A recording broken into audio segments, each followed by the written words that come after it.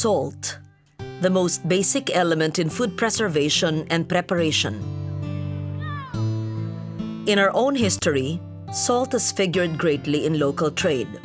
So much so that foodstuff, beads, cotton yarns, and fibers, natural resources have all been traded for it.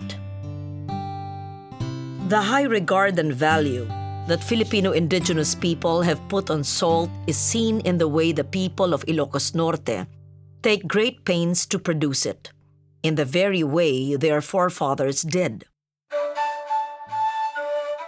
In a setting by the sea that is spare and dramatic. First, pails of seawater are carried and then poured over a filtering mound of sand. The water that is filtered through the sand is allowed to dry to produce the precious salt. Marcelina Vergara, who has been making salt in the traditional manner since she was 15, explains the process. Mula pa nung naisilang na ako, yun ang pinagpalaki ng nanay ko po.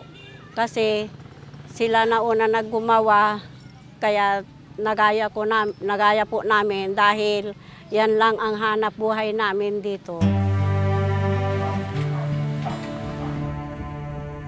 In the rolling hills west of Lake Cebu, teacher, cultural worker, and proud Tiboli Rosie Sula and her husband have inherited several fields planted to different native varieties of rice. Tawag ko dito, hulutlong. But more than just developing a homestead, Rosie wanted a space where she could still practice her vocation as a chanter. The hero, Tudbulul, is a subject of the greatest Tiboli chanted epic. Here, Rosie chants the opening segments of the epic.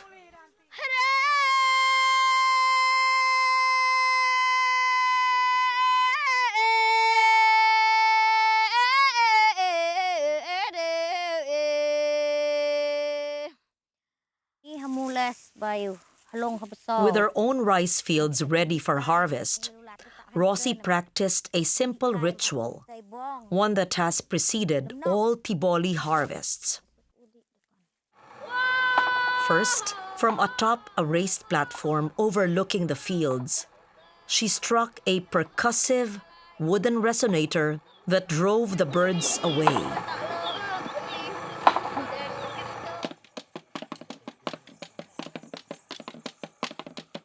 She also invoked the spirits to attend the harvest and ensure its success. The simple invocation over, the fields were ready to be harvested.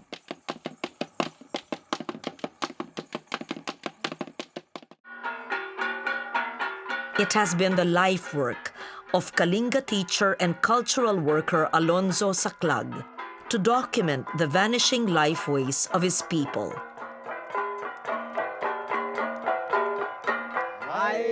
For his work, he was awarded the Gawad Manlilikanang Bayan in 2005.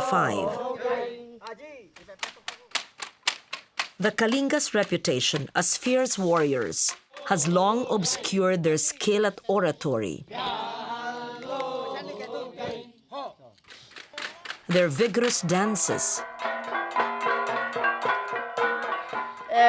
their epic chanting,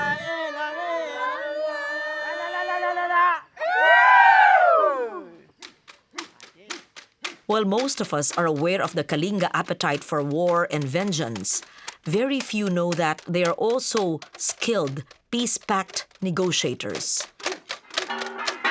Saclag's mission, so to speak, has been to complete a portrait of his people, to record a culture of opposites and dualities, a people's character recorded in cadences both aggressive and gentle. Yun ay sayaw na kayasig dance. Para matrain ang mga tao na humawak at parang lalaki talaga ang kwan yun.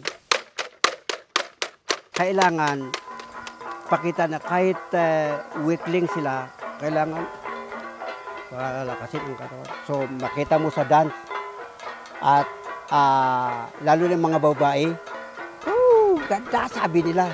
Para yung mga lalaki defend the village. Walang deserter. At all cost defend the village. So mga lalaki dahil ina-appreciate ang mga babae, ang kwan nila, kailangan matapang at i-defend ang village. Ma-overrun yung village kung tatakbo ang mga warrior. Umoy jai paila, elalay, elalay, elalay, elalay.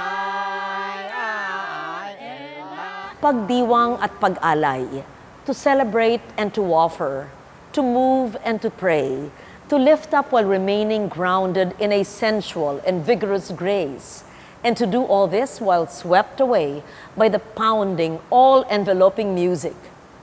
Maybe we've been keeping still and looking inward for too long.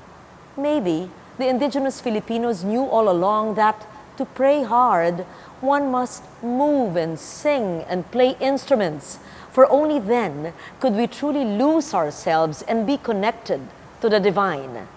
More than just performances, these are traditions that are alive with Dayaw, our knowledge, our pride.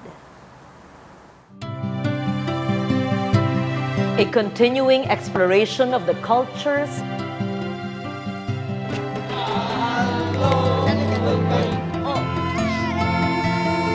and people we share the country with. Colorful encounters with Filipinos who can, if we let them, enrich our own worldviews, our knowledge of ourselves. Nourishing, sheltering, healing, adorning, celebrating the manifold ways of being Filipino. This is Dayaw, our knowledge, our pride.